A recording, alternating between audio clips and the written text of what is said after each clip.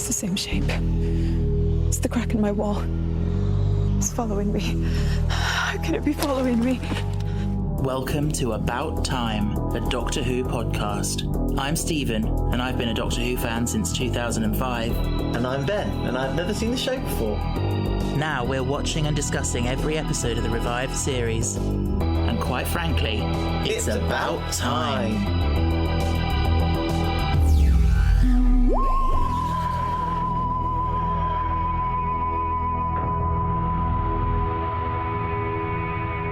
Hello, sweetie. Hello. How are we? Yeah, all right. I need to know how it ended. I know. So we're recording the day after the last part. Yeah. You went out to the shops and then you came back and you said, guess what? I want to know what happens. I do, and I think it's because I brought Pringles. And Pringles are my, Doctor Who snack? Doctor Who snack. Yeah. This episode, though, I know. it kind of goes, woo, and then goes, vroom. Yeah. Plummet to the ground. Are you talking about the last 2 minutes? I'm talking about the last half an hour. Oh, really? Okay. So, for me, it's the last 2 minutes that ruin it. And I on my notes, I just wrote down that scene. Oh, the kissy scene. Yes. I'm like, we don't need that. No. We don't need Amy coming across as an nymphomaniac. She wants a piece of the Doctor. Yeah. And she wants one last hurrah. Yeah. She assaults him. And he's telling her no. And she keeps kissing him. Mm. Stephen Moffat has said he regrets this scene. I can understand that. Yeah. But I can also understand where Amy's coming from. Not the assault bit, but the wanting him. Yeah, and the exhilaration and the thrill and it's all the aftermath of it all. Yeah, it's just saved her life, and yeah, from the angel that was inside her mind. And also, he is the man she's been dreaming of since she was a little girl, and she spent 12 years thinking he wasn't real. Creepy. No, I don't mean she's been dreaming of him in that way. No, but... I know. It's just creepy. I don't like this whole storyline of time travelers meeting and then time traveler's wife. Absolutely not. Mm. Not for me. Yeah, I know what you mean. There's an imbalance of power. Yeah, yeah. And I don't like that. But in that story, wasn't it? He couldn't help it, could he? He couldn't help when he time travelled or how or where or when. I don't know. I can't remember. Yeah. Yeah, I don't know. But anyway, I mean, since we're on that scene, anything else you want to say about that whole thing? Poor Rory. Poor Rory. Yeah. I think Rory's lovely. He tries so hard for Amy. And all he gets is the hot one or that one. The other one, yeah. And also, did you see what Matt Smith did?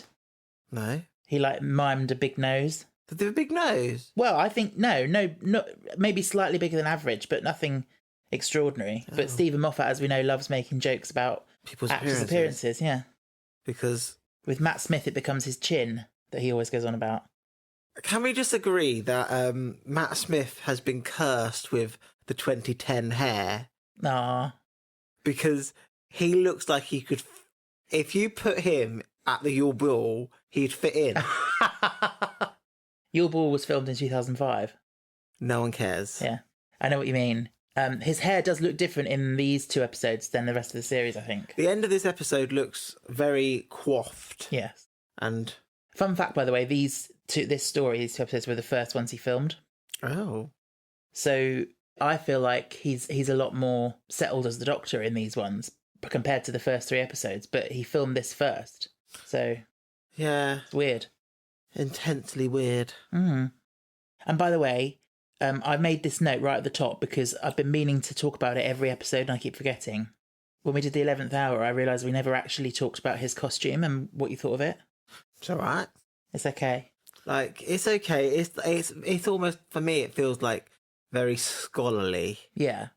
That sits quite well if you think River Song be a professor and he's smart and it feels 1970s college professor. Yeah. I think the idea is because he's the youngest Doctor that we've had. He's got the babiest face, but he dresses like an old man. A bit like me. I don't have a baby face though because I have a whopping beard, but... You're a bearded baby. I'm a bearded baby. I'm just a bearded baby. I'm just the Broadway baby. But yeah, and the bow tie. Could be a smidge bigger. Oh, okay. It just proportionally, he's got a big head, so you need that proportion to be just a smidge bigger, but that's just me. Yeah. Has he said bow ties are cool yet? Bow ties are cool. Yeah, but has he said that in the show No, so far? I don't know. Because I think that's one of his catchphrases. And I can't Geronimo! remember if he said it yet. Did people react well to my acting on the last episode? Well, it hasn't gone out yet because we only recorded it yesterday. Oh. You mean you're free the gnomes? Yeah, very good impression of Alex Kingston. Free the gnomes. What? I don't know. You don't like my impression of River? I don't think it's very accurate. Well, I told you before, I've done a YouTube audio thing and people thought it was actually Alex Kingston. Oh. I need to listen to it bear by bear. No, whatever. Side by side? Yeah. Yeah. I'll show you a bit from the audio and you'll see. It was with my friend Nick, who's been on the podcast. He played the Doctor. And I was like, oh, Doctor, you always were good with your hands.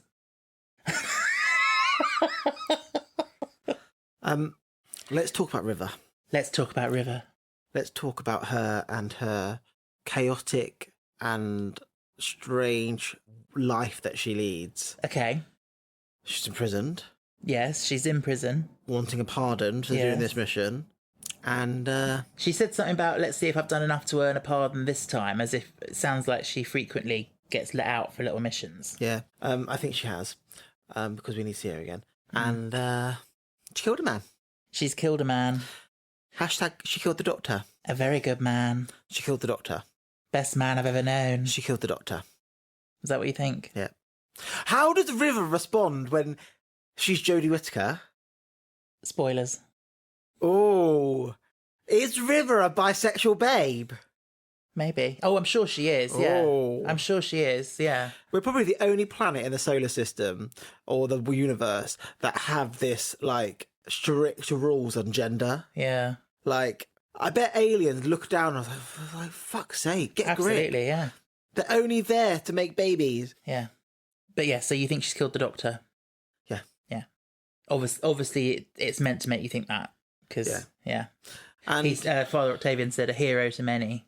yeah. And she also said you can't die here because she knows when he needs to die. It's in a timeline. And she's very conscious on, like, hitting the beats of that timeline. So if that It's very complicated because she kills him but then also dies for him. Time travel's messed up. So if you are correct and she killed the Doctor in his future, why and how? I think it was nothing malicious. I think she does truly love the Doctor, and I think she trusts him with her whole life. And I think the Doctor does trust her in this strange way that she knows him. But I think it is like the Doctor being backed up in a corner. Right. And the only way is that you need to help me sacrifice myself because he can't do it himself. But why would that land her in a long time in prison, like for a murder? Because someone used it to frame her. Yeah. Well, maybe you're on the right lines, maybe you're not. Maybe I am, maybe I not. can't comment at this point. Maybe it is, or maybe it isn't. Yeah, she gave that little teaser at the end. You'll see me again quite soon, when the Pandorica opens. That was a fairy tale. Aren't we all? Yes. Well, no, actually. What do you think about that then? What is Pandoric? Sounds like what? Pandorica. Pandorica, it obviously is like derived from Pandora, Pandora's box. Something's lying on the other side of this smile. It does look like a smile. It does look like a smile, yeah. And it looks like a mouth eating time. Eating Time events. Yeah. And so the angels have been sucked up like spaghetti. Do you know you get spaghettified? Yes, they're in a black hole. Yeah. Yeah. You die long before that, though. Yeah. What to talk about? Pandora. Yeah, Pandora's box. it's something like big. Okay. I think it's linked to this smile, Yeah. and I think So somehow through her diary of events and everything, she knows that the next time the Doctor sees her in his timeline is that which she's already done. yeah, because she has a spotting guide. Yeah. She knows all the faces of the Doctor Yeah. and faces that we don't know. but her face doesn't change, and that must be hard. Yeah. Imagine if they actually reveal that she is a Time Lord and like she gets recast, because that's one of those big shoey things you have to fulfill. Like Tennant, like Matt Smith coming to play Tennant's role. Yeah, but that's been baked into the show for decades now. Yeah, so you understand it, but like, a different River song would not necessarily work. I think. I don't think she's human. Do you not? No. Okay. I don't know why. Something just maybe she might be, but something in my back of my mind is saying like, oh, Gallifreyan people can't be the only humanoid-looking ugly buggers. Aliens. Yeah. There are loads of humanoid aliens. Remember the people from Stowe on Voyage of the Damned on the Titanic? Yeah, they're everywhere in Doctor Who because it's cheap to have aliens that look human. Are there male cat? There are, because he was in Gridlock. Yeah. Well done. So proud of you. Blech. You're becoming a fan. No, I'm not becoming a fan. You are. No, I'm not. But my brain is very much like that. Like, Stephen, I don't know what happened the other day, but we were talking, and Stephen was just like, "You didn't listen," and I reeled back the whole conversation with him. Yeah. Okay. So it did go into your head, but the polite thing to do would have been to show me you were listening. But I showed you how I was listening by recapping the whole set conversation. Neurodivergent relationships. They're so much fun. Do you know, though, it's quite common for people with autism and people with ADHD to find each other? Yes, yeah, they gravitate. They balance each other. They gravitate towards each other. Yeah. Yeah. Okie doke. I don't just mean, like, I just paraphrase. I actually, like, told him exactly what he said to me. Oh, you did, yeah. But I think you weren't paying attention to what I said. I think the words went in, and then you only paid attention to what the words were when you repeated them back. No. Anyway. So they got out the cliffhanger by jumping up to the ship. What a load of shit. Why is that shit? It just feels like shit. So he shot the gravity globe, which created an updraft. The ship had its own, because I think the ship was upside down, was it? When it crashed, and then the gravity was still on. Oh. So they were able to get caught up in that. With the gravity on. Yeah. And then he said it orientates itself to the floor. Yeah. But the angels weren't standing on, they were standing on the floor. And then he turned the gravity off to make them go into the smile. Yeah. No. That makes no sense. No, it does. No, it doesn't. Because the gravity's on. Yeah, and then they were draining all the power from the ship, including the artificial gravity. And so the gravity failed. But they were on the ground. Oh, the ship's upside down. Yeah, they were on the side. Because remember, they were going up the... But then why is there dirt on the side of the road, on the side of the building? Amy's shoes were covered in mud. And she tripped into dirt. Yeah, that's a good question, roots. actually. Oh, no, it's because the ship had crashed upside down or on its side or something. Yeah. So the forest was the right way up on the ship, but the whole ship was on its side. Ugh, makes no sense. I think. Anyway, what do you think about this thing? You know, when the angels were coming down the tube towards them and they were firing their guns at them because the lights were out. So my understanding of that is they are using the light from the firing the guns to give them more time. But there was another bit later on in the episode where they were like open fire, impact range 5 feet or something. That sounds like they were intending to try and harm the angels. I get chip damage. Yeah, because when I don't think it's much. Okay, so the angels freeze into stone when they're observed, but when they're not being observed, I don't think they're made of stone. I think they are organic. So does that mean they're vulnerable when they're moving? No, I think they're still made out of stone. In which case, what's the point of them freezing? Because it's their mechanic. Yeah, but the point of them... No, they literally can't move. It's their defense mechanism. Yes. Yeah, but that's the point. If they're already stone when they're moving, why would they need to freeze? Because the whole point is they freeze into stone so they can't be hurt. Yeah, but the thing is that I think just because okay, the Thing in Marvel is made out of stone and he can move. Like I don't think think of it as like a rock, living stone. Like I think it's very different to It's flexible when you want to be. Yeah, no, I could understand This is an that. actual alien that's on the surface. It's an actual alien, and it is still stone. It still can't be hurt. But that doesn't answer my question of why do they freeze? Because it's a defense mechanism that hasn't evoluted out. Oh, so they don't need it. No, I don't think they do need it. I think because they're very fast, they're very strong, they have a very crazy ability. I just think that them freezing is an evolutionary thing that hasn't adapted out. It's just stuck. Okay. It's a bit like appendix. We don't need the appendix. Yeah, I get that. But the way the Doctor described the angels in Blink when we were first introduced to them, he said that they've lasted this long because they have the most perfect defense system ever evolved, which is that when they're observed, they freeze into rocks, and you can't kill a rock, you can't kill a stone. Yeah. I do think that they are stone every time, but I do think that a living stone can move. Yeah, I can understand that. I don't agree with you, but I can understand that as a concept. But, yeah. But I think I'm right. Well, of course you do. Because that takes a lot of energy to turn into rock and then turn out of rock. Mm. And, like, if they were not being observed in this cave, then these they should have been moving all around. Yeah, it's very, very... I do think the angels have a lot of plot holes. Yeah. And I do think they are a great concept, but I do not think that they have been fleshed out to the best they can be. Mm. And I think it's a shame that they have they come across as have no weakness. Mm. That's the thing. I think they are very scary, but they're perhaps a little bit overpowered. Yeah, they need to be because nerfed. They're invincible, essentially. Yeah. And they're very fast. Yeah. And so when people escape from them, they shouldn't really be able to. It seems a bit weak that they did manage to slip away. Yeah. Like, they should have got them if they're really that fast. Yeah.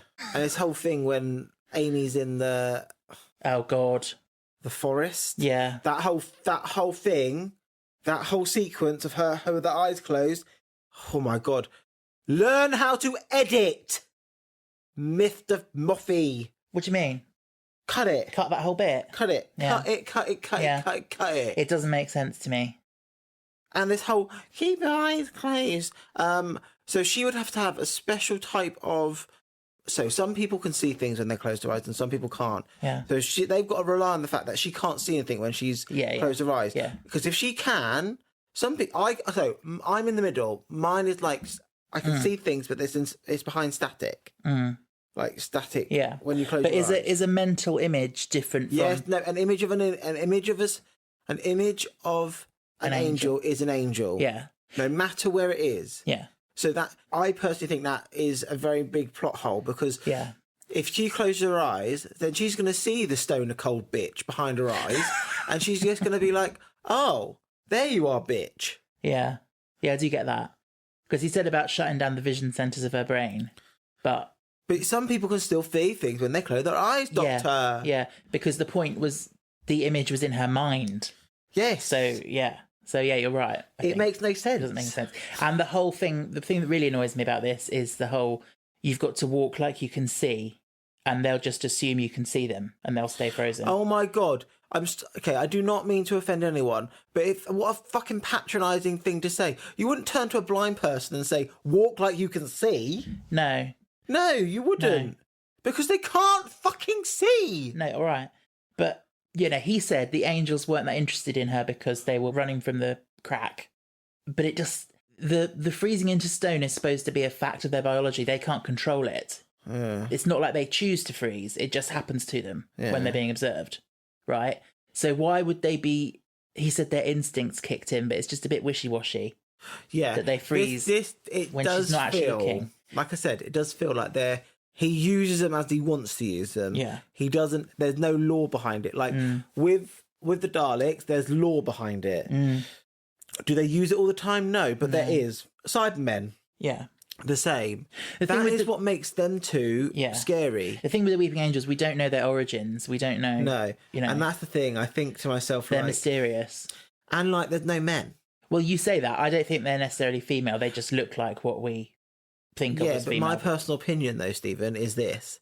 That angels come in both male and female. Yeah, they do, yeah. I just don't get it. But how do you know they're female? They might just be male wearing Yeah. dresses. Yes, I understand that, and that's what I'm saying.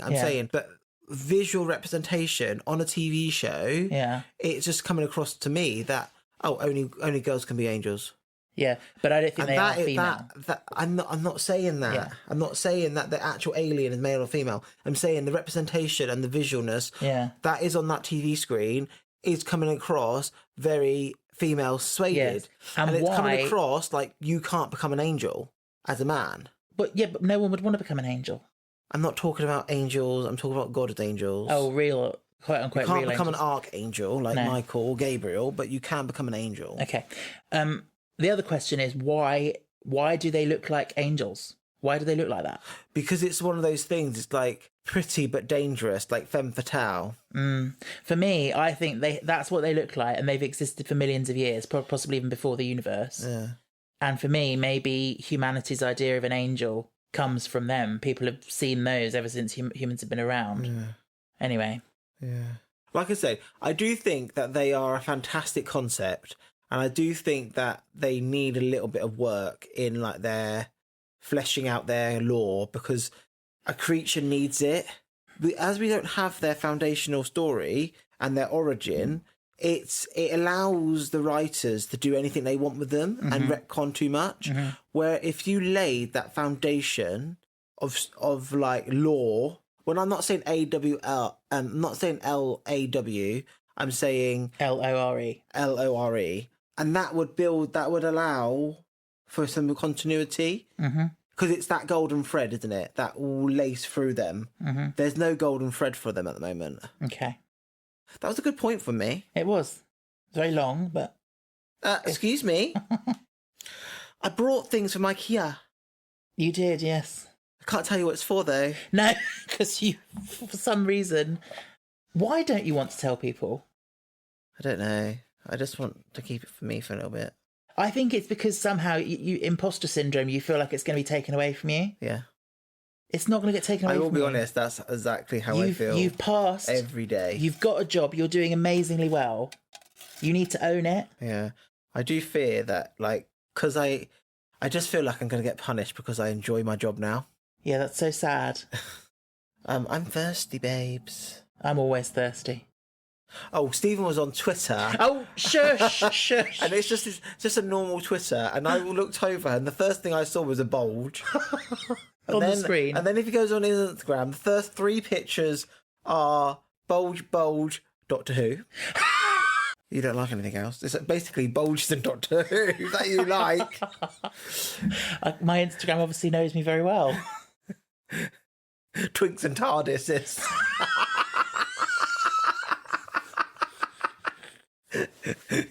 Okay. That is so true. Yeah.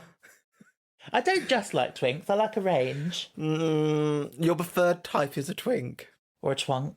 And people would wonder, how did you last so much with this chubby bear over here? I love you. That's why. I love you. And I love you all over.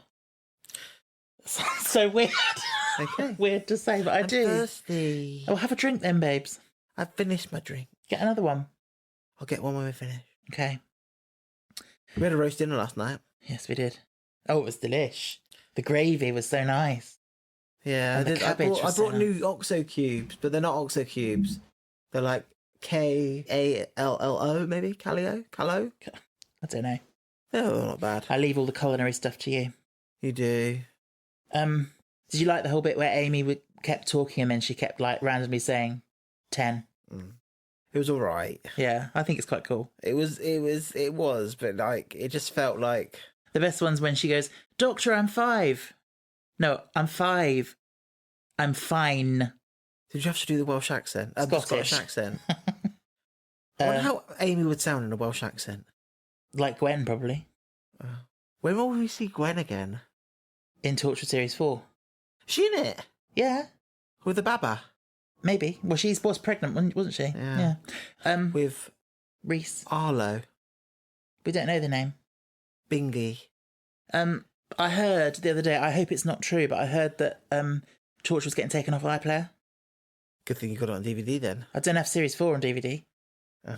So we'll have to see about that. Also, the forest in the ship that's basically an oxygen factory. We've done this. In... Oh, no, well, that wasn't... I get it, the tree borgs. Yeah, I hate that name. Makes no sense, because the org bit is organic. So tree borgs, they're doubly organic. There should be cyber trees or something. Yeah. But anyway. Yeah, that makes no sense. Yeah, that's just Stephen Moffat being a knob. It does come across... Now, I'm sorry to say this, everyone. It does come across that Stephen Moffat doesn't know how to write sci-fi. Really? And it comes across that his arc is a little bit full of holes. Really? That's my personal Because opinion. I would say arguably Stephen Moffat's more sci-fi than Russell T Davies. I think no. Russell T Davies is almost like a relationships with a little bit of... This is trying to be sitcom, a little bit of relationships, a little bit... It's trying to be a little bit of everything. Okay. And I just think it's just not working for me at the moment. I don't know if it's Matt Smith. I don't know if it's... I did enjoy this first episode of this too, because River Song is very good. Yeah. And she's like, I take no prisoners, bitch. Yeah.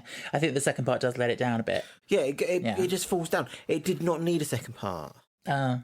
It just needed to be better structured. Okay. And if they took away the ship, would the angels just jump around through time? Because they have enough energy for that. Because some of them were still cracked. Yeah. Yeah, they were building themselves back up. Oh, by the way, can I tell you this? So my idea of keeping an angel in a box without any energy source would probably work. Yeah, but you would have to... Those ones were down there for thousands of years, and they were still not dead.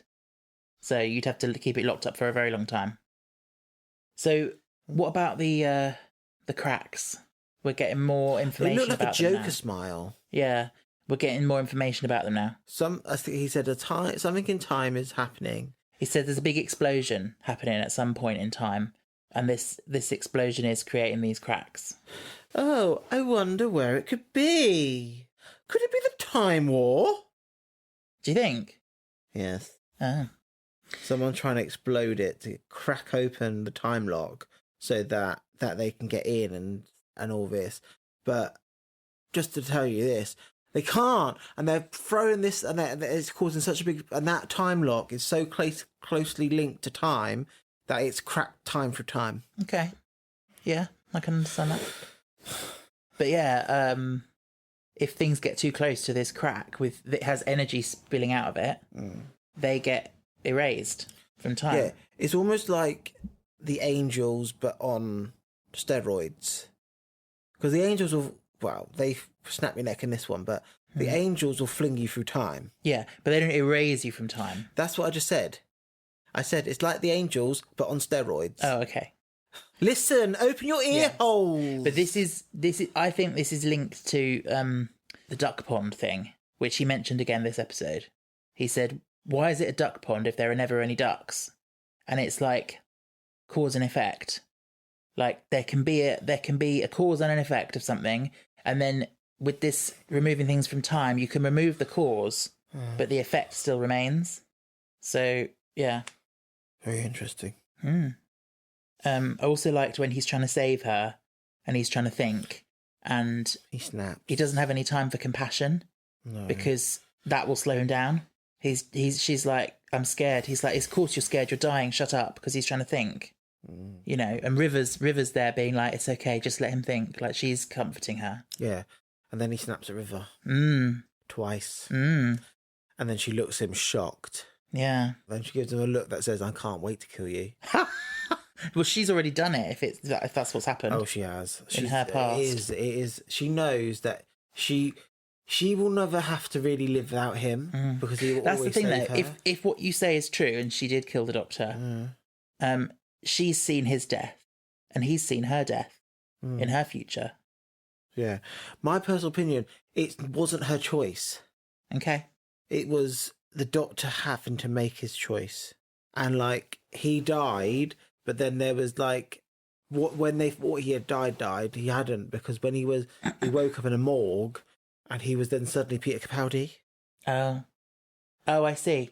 Maybe. So they think he died, but then he didn't. Maybe. have to wait and see. Do you remember the bit when he was going off with River and then Amy was all on her own? And then he came back and he said, "You have to start trusting me. Remember what I told you when you were 7? I'll be back." Yeah, or trust me or something like that. Yeah. Did you like that bit? No. Did you not? Made no sense. Why did it make no sense? Because I would literally said the same thing as Amy. Remember what? Yeah. There was a little continuity error there. Did you notice? No. So, you know, the angels held onto his jacket and he was without his jacket for the rest of the episode. And then in that little scene where he's coming up to her, he's got his jacket on. Oh.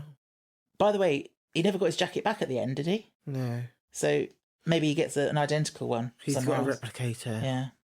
He's got what is called a replicator tondundra. Yeah, perhaps in the TARDIS, when he's decided his new costume, he makes loads of clones of it. So he's got like a wardrobe. File. Beep. Yeah. Print me a jacket, please. Yeah. I want a swanky new jacket that Amy Pond can take off. I want a swanky new jacket that will catch me. Oh, river and pond. Oh, yeah. 2 types of water. Stream coming up? What, somebody's Ocean? stream? No, ocean? Ocean. Yeah? What? Like, is there water?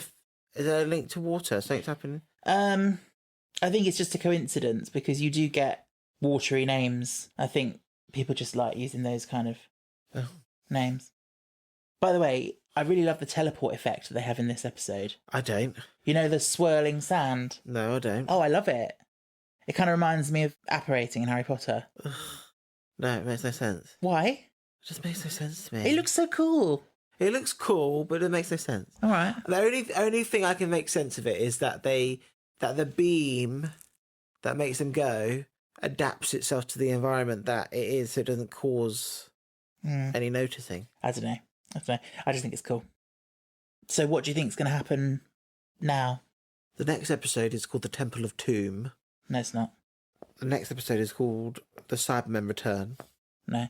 I'm a bit nervous about telling you the title of the next episode because you're going to judge it so hard. It's a bit of a Snakes on a Plane, does exactly what it says on the tin title. Oh, a bit like Time of Angels. Worse than that. He's not very good at naming episodes, is he? He didn't write the next one, but... Doesn't mean he didn't name it. Yeah, he might have titled it. Anyway, it's called The Vampires of Venice. Oh my fucking god. What are we doing? Going into Dracula? Well, it's Venice, not Transylvania. Yeah, but Dracula can travel and transport himself. Okay. Last time I checked, he went to London. Oh, yeah, Could true. have stopped at Venice on the way through. All right, okay. Good point. But yeah, it's The Vampires of Venice.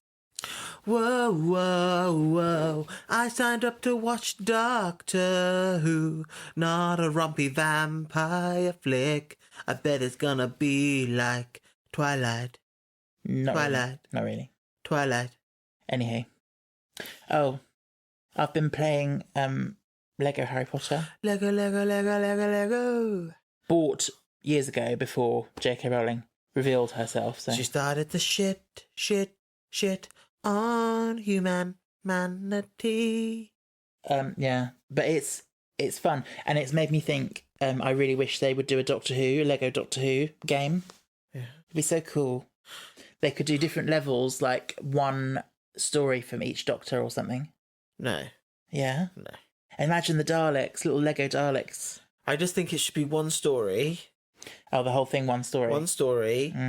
That makes it better. And then you can choose the Doctor you want to be. Yeah. Yeah, that'd be fun. Anywho, I think that's it for Flesh and Stone. I always forget the title of this episode. I always want to call it Forest of the Dead, but that's I will say this. Other River Song one. I don't really get the title. Flesh and Stone. I guess they're flesh and they're stone. Yes. It's just... I know, it's a bit naff, isn't it?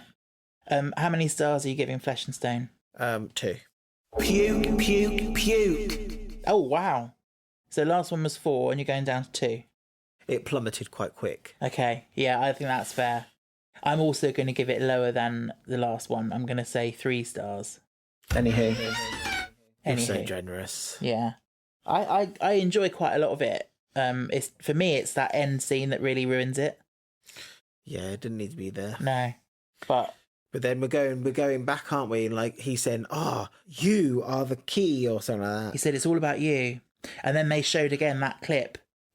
Something to do with the crack was giving a date to the communicator that was a date in 2010, which is when Amy is from. Yeah. So it's obviously linked to her time somehow. Yeah. That crossroads. She was at that crossroads in life, wasn't she? Maybe something to do with that. She was in between fiance and married woman. Oh, I see, yeah. The Doctor and Rory. She was in that crossroads of life. And then she was like, I want to boink the Doctor. Yeah. Silly Amy. I wonder if the Doctor's going to take her to her wedding, and then she marries Rory, and then Rory comes along with us. Yeah, maybe. How would you feel about that? I don't know. I'd have to see him again. Okay. Well, you might be in luck quite soon. Because I feel like it becomes so insular. Just the two of them. Just two, a companion and the Doctor. I just think there could be a bit more. Maybe it could do with a freshening up now, bringing another dynamic. Yeah. And bringing in a husband would be very interesting, because that whole dynamic between her and Amy, it's quite personal, how they got to know each other. And do they ever sleep? I wonder if they eat pills that just like... What, the Doctor and the companions? Here is a 7-hour sleep pill. Yeah. Whoa. Well, they have bedrooms. How do you know? I just know they do. Especially, you see in the classic series, like, they have sleeping quarters and stuff. Like, you never see them really sleeping, but... Yeah, but the ship can move anyway very quickly. Yeah. To time, can't but they're human. The humans still need to sleep. I don't know if the Doctor does very much. But, they will be like, oh, I'm knackered, Doctor, I'm just going to go to sleep now. And then he can give them their next adventure when they wake up. I bet he can. Anywho, we have a message I'd like to read out. This comes from Sean, Shawn. Okay. Unusual spelling of Sean. Not really. Oh, okay. I had 2 Sean spelled like that way at my school. Oh, all right. Okay. And then we had one Sean. Yeah, and there's also Shaun. Yeah. Anyway. Like Shaun of the Dead. Anywho. And Shaun the Sheep. Sean messaged in just when our End of Time Part 2 episode came out, and said, just watched the recent pod. Your singing almost hit me with the biggest nostalgia hit. What singing? We were both singing Vale Decem. Well, I was singing the proper tune and you were like doing your own little toodly-toos over the top. What? I was singing Vale Decem. Sing it. Vale Decem. And what was I doing? And you were going, do-do-do-do-do, Vale Decem, like, or something like over the top. Oh. He said, can't wait to see Ben's reaction to the first season of Matt Smith. Although not my favourite Doctor has to be David. But quite enjoyed his first season. Also, you talking about autism seriously strikes something in me, as I have it too. One last thing before I just never stop writing. You guys have made me want to, and I've been rewatching. Just need to catch up. Currently on Midnight and Adrift. Much love, guys. Sean. Now Geronimo. You know, Stephen, you've got to say it like this. Geronimo! Geronimo! You've got to do that slide off. Yeah. Like you're going down a hole. Geronimo! Yeah. Thank you, Sean. Shawnee. Thank you, Sean.